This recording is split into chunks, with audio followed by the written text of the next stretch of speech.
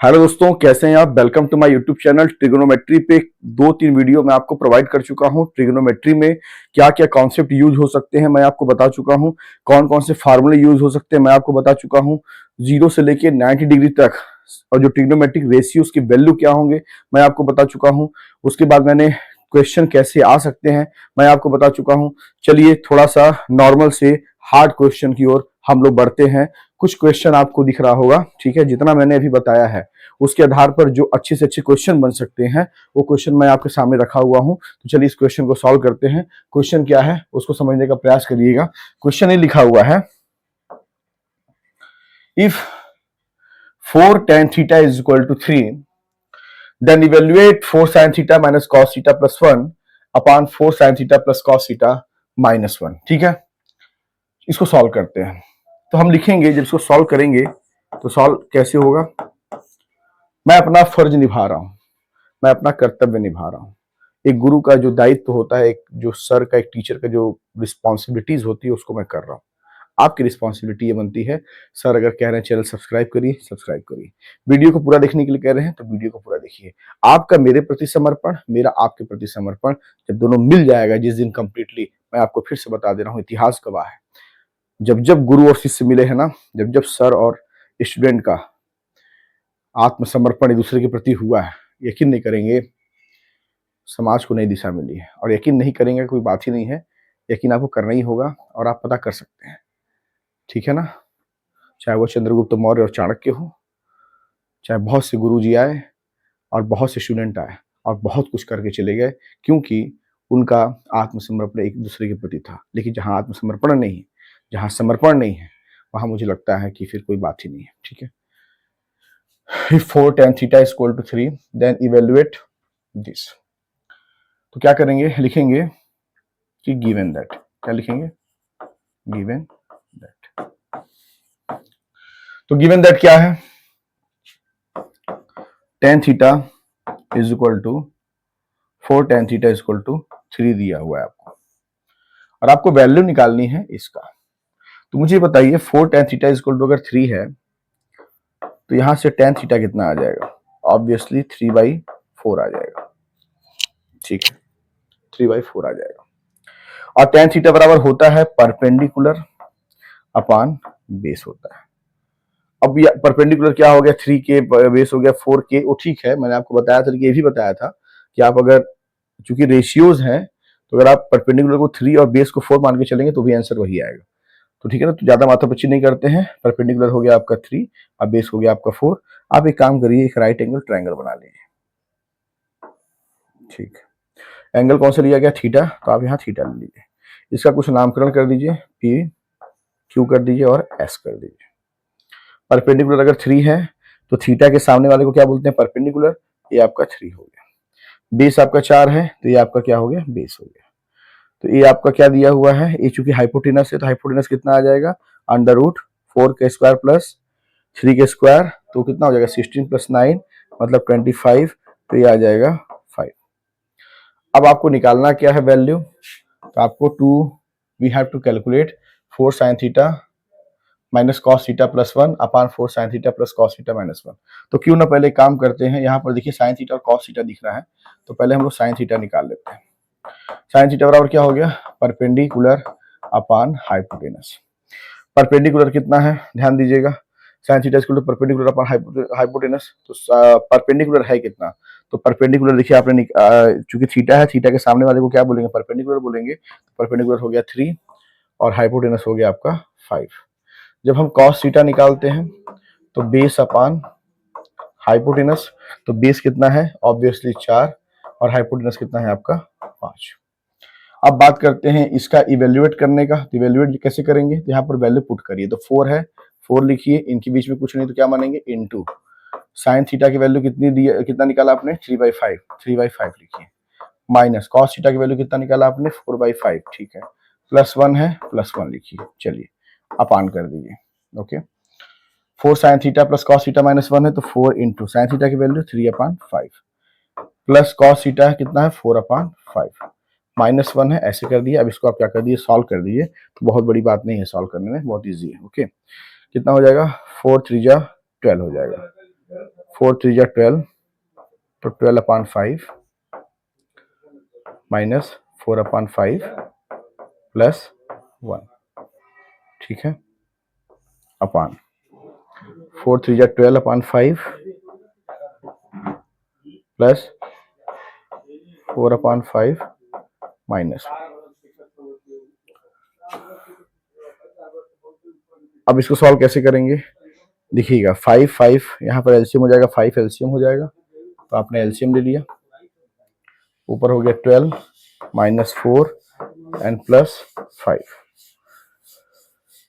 ठीक है, अपान में यहाँ कितना हो जाएगा एलसीएम, दैट इज 5 तो 12 प्लस 4 एंड माइनस 5, ठीक है, इसको आप सॉल्व कर दीजिए। तो 12 में से 4 गया, कितना आया, 8 हो गया, और 8 5 कितना हो गया आपका, 13 हो गया, 13 हो गया, है ना। तो यहाँ हो जाएगा 13/5, फिर अपान में 12 4 16 माइनस 5 11, 11/5 सॉल्व करिए, तो 13/5 into 5/11, 5 5 cancelled out, that is 13/11, this is your final answer. ऐसे सॉल्व करना है, ठीक है, आपको क्वेश्चन को ऐसे सॉल्व करना है। नेक्स्ट क्वेश्चन दिया हुआ है, देखते हैं, क्वेश्चन समझ में आ रहा होगा, कोई डाउट होगा कमेंट के माध्यम से पूछ सकते हैं, आशा करता हूं आपको परेशानी नहीं होगी। इसी को ध्यान में रखते हुए मैं आपको चीजें प्रोवाइड करा रहा हूं। क्वेश्चन लिखा है if √3 tan theta is equal to 3 sin theta, तो find the value of sin theta. तो मेरा यही रहता है कि जब आप इसको सॉल्व करें, आपका जो सॉल्यूशन है, तो सॉल्यूशन में क्या है, आप लिखिए कि गिवन दैट, क्या लिखिए, गिवन दैट क्या दिया है, तो दिया है आपको √3 tan theta is equal to 3 sin theta. √3 tan theta को क्या लिख सकते हैं, sin theta upon cos theta, यहाँ क्या हो गया 3 sin थीटा, sin थीटा से sin थीटा क्या हो गया, कैंसिल हो गया, तो बचता क्या है, इधर बचता है √3 अपॉन cos थीटा, और यहाँ पर बचता है 3, और यहाँ अपान में 1 लिख देते हैं। तो मेथड ऑफ क्रॉस मल्टीप्लीकेशन जब आप करेंगे तो आप पाते क्या है, 3 इंटू कॉस थीटा हो जाएगा 3 cos थीटा, √3 इंटू 1 कितना हो जाएगा, √3, तो cos थीटा कितना हो जाएगा, √3 अपॉन 3, तो cos थीटा इक्वल टू कितना हो जाएगा, देखिएगा ध्यान से, √3 अपॉन 3 है, तो एक काम करिए √3 लिख दीजिए, और 3 को आप क्या लिख सकते हैं, √3 इंटू √3, ओके, तो यहां से क्या हो जाएगा, कैंसिल हो गया, तो cos थीटा की वैल्यू आप पा जाते हैं 1/√3। अब आपको निकालना क्या है, साइन थीटा की वैल्यू निकालनी है।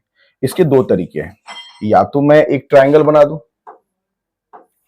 इसको थीटा ले लिया, cos theta base upon hypotenuse, तो 1 हो गया, हाइपोटेनस √3 हो गया, तो ये कितना हो जाएगा, अंडर रूट हो जाएगा, √3 के स्क्वायर 3 माइनस मतलब 2 हो जाएगा, 3 माइनस 1 2 √2 आ जाएगा। तो साइन थीटा अगर मैं यहां से निकाल लूं, तो परपेंडिकुलर अपॉन हाइपोटेनस, तो √2 अपॉन √3 आ रहा है। लेकिन एक तरीका और भी है, आपके पास फार्मूला है, क्या, we know that sine square theta and plus cos square theta is equal to 1। आपको ये भी जानकारी है कि जैसे साइन स्क्वायर थीटा है, ठीक है, प्लस कॉस स्क्वायर थीटा का मतलब हो गया कॉस थीटा का होल स्क्वायर, कॉस थीटा की वैल्यू है 1/√3, मतलब 1/√3 का whole square is equal to 1। फिर यहाँ से हमें चूंकि साइन थीटा निकालना है, ध्यान दीजिएगा क्वेश्चन में यही कहा है साइन थीटा निकालना है, तो sine square theta equal to हो जाएगा प्लस 1/√3 का स्क्वायर करेंगे 3 इज इक्वल टू 1। फिर साइन स्क्वायर थीटा क्या हो जाएगा, दैट इज 1 माइनस 1/3, तो कितना हो जाएगा, 3 में से 1 गया 2, तो 2/3 इज इक्वल टू हो गया साइन स्क्वायर थीटा। और आपको पता है स्क्वायर उधर जाएगा तो अंडर रूट हो जाएगा, तो sine theta is equal to हो जाएगा √2/3। इट मीन्स दैट आपने साइन थीटा की वैल्यू निकाल ली, ठीक है।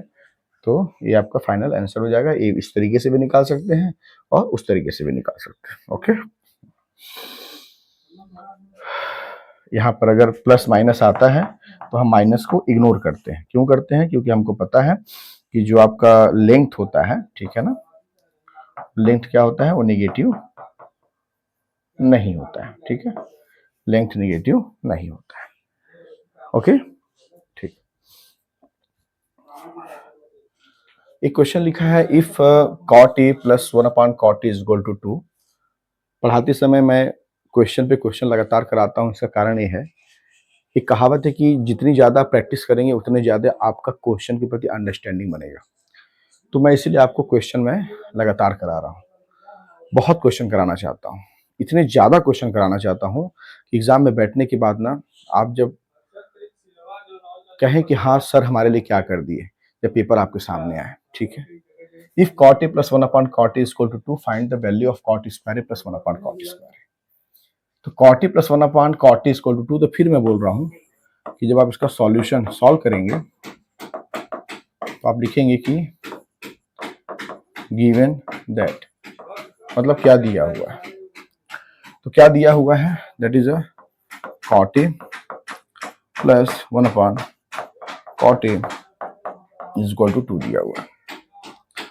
अब क्या करेंगे, लिखेंगे स्क्वायरिंग बोथ साइड। तो बोथ साइड के स्क्वायर करेंगे तो कैसे हो जाएगा, cot a plus 1 cot a का स्क्वायर, 2 का स्क्वायर करेंगे 4 आ जाएगा। क्वेश्चन उठता है कि मैंने स्क्वायरिंग क्यों किया, क्योंकि हमें cot a plus 1 cot a की वैल्यू 2 दी हुई थी, लेकिन हमें चाहिए cot square plus 1 cot square, इसीलिए मैंने दोनों साइड का स्क्वायर किया, स्क्वायरिंग बोथ साइड। जब इसका मैं स्क्वायर करता हूं तो a प्लस बी का होल स्क्वायर के हिसाब से square plus B square plus 2ab होता है। तो यहाँ हम लिखेंगे that is a cot square and that is a plus 1 cot square and plus 2ab, तो 2 into cot a and into 1 cot a is equal to 4. Cot a is cancelled out. Then cot square a plus 1 cot square a, ध्यान दीजिएगा ये क्या हो जाएगा, plus 2 is equal to 4। आपको ये बस इतना वैल्यू चाहिए, तो जितना चाहिए उसको इधर रखिए, जो नहीं चाहिए उसको उठा के उधर फेंक दीजिए। तो cot square a plus 1 cot square a is equal to 4 minus 2. It means that cot square a plus 1 cot square a is equal to 2. This is your final answer. अब इसके बाद थोड़ा सा बात करते हैं, जैसे 90 minus theta, 90 plus theta, 180 minus theta, 180 plus theta, थोड़ा बात कर लेते हैं।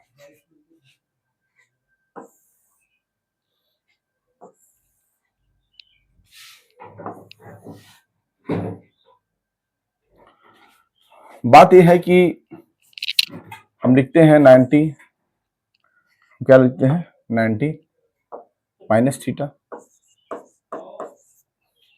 यहां लिखते हैं 90 प्लस थीटा, यहां लिखते हैं 180 माइनस थीटा, यहां क्या लिखते हैं 180 प्लस थीटा, और यहां लिखते हैं माइनस थीटा। देखिए क्या है ना, 90 minus theta, 90 plus theta, 180 minus theta, 180 plus theta को लेकर के बहुत ज्यादा कंफ्यूजन है। कंफ्यूजन का मतलब ये है कि मुझे लगता है कि बच्चे कंफ्यूज भी होते हैं, एज वेल एज उनको याद करने में दिक्कत होता है। आज मैं आपको एक ऐसा तरीका बताऊंगा कि केवल आप 1 2 3 4 वर्ड पढ़ेंगे, आप सॉरी 4 सेंटेंस पढ़ेंगे और ये सारी चीजें आपको याद हो जाएंगी। कैसे, मैं बताता हूँ आपको। ट्रिग्नोमेट्रिक रेशियो में हम लिख लेते हैं sine cos tan cos sec cosec, ठीक है।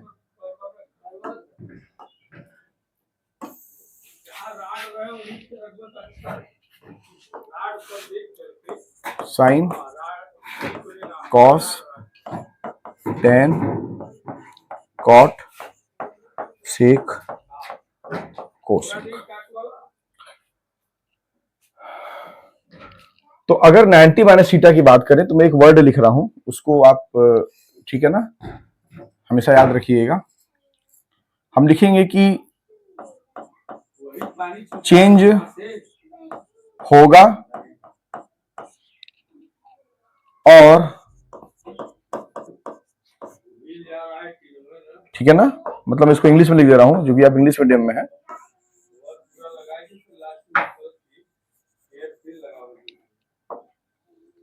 चेंज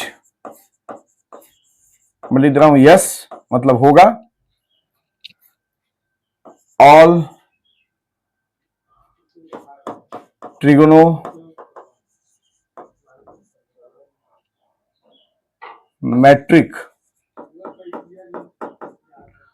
ratios will be क्या, पॉजिटिव, विल बी पॉजिटिव। मैंने एक सेंटेंस लिख दिया, चेंज होगा, हाँ होगा, यस, और trigonometric ratios will be positive. तो चेंज होने का यहां क्या मतलब है, तो एक चीज याद रख लीजिएगा, जब चेंज होगा तो साइन का कॉस में होगा, कॉस का साइन में होगा, टेन का कॉट में होगा, कॉट का टेन में होगा, सेक का कोसेक में होगा, कोसेक का सेक में होगा। ठीक है, ये आप लिख लीजिएगा। जब चेंज होगा तो ऐसे होगा, साइन का कॉस में, कॉस का साइन में, टेन का कॉट में, कॉट का टेन में, सेक का कोसेक का, कोसेक का सेक में। तो 90 माइनस थीटा के लिए मैंने एक वर्ड लिख दिया, इस वर्ड में ही सारी बातें आ गई। कैसे आ गई अभी हम लोग बात करेंगे। अब बात करते हैं 90 प्लस थीटा के लिए। तो क्या चेंज होगा, तो आप लिखेंगे चेंज यस होगा। अब इसमें पॉजिटिव कौन होंगे, तो आप लिखेंगे only cos and sec will be positive and remain all will be negative. मतलब 90 प्लस थीटा में चेंज होगा, यस होगा। कॉस और सेक केवल पॉजिटिव होंगे, जो बचेंगे क्या बच रहे हैं, साइन, टेन, कॉट, कोसेक, वो क्या होंगे, नेगेटिव होंगे। अब आता है 180 माइनस थीटा के लिए। क्या चेंज होगा, आप लिखेंगे नो, नहीं होगा। पॉजिटिव कौन कौन से होंगे, only sec and sorry only sine and cosec will be positive and remain all negative. 180 plus theta में क्या होगा, चेंज होगा, तो आप लिखेंगे चेंज नो, नहीं होगा। कौन कौन से पॉजिटिव होंगे, only tan theta and cot positive, यहां थीटा लगाइए ना लगाइए कोई दिक्कत नहीं है, मतलब टेन वाला क्या होगा, पॉजिटिव होगा, और कॉट वाला पॉजिटिव होगा, and cot positive and remain all negative.